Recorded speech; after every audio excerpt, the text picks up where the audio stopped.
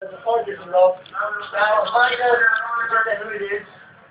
Shirtless, because of course it's incredibly hot. So they're opening the capsule to welcome the man who's just been lowered down.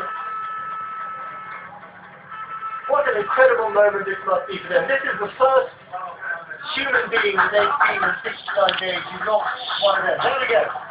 The moment of contact. He is getting up. Manuel Gonzalez Paz, greeting these miners who have not seen another human being in the flesh for 69 days. Look at these moments now. Embracing each other, the men exhausted, dreaming of this moment.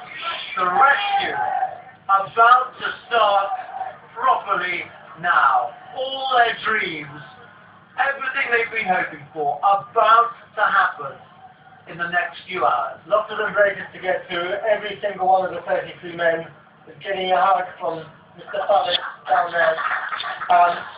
He finally will get up to the ground again, and then the medic will come down.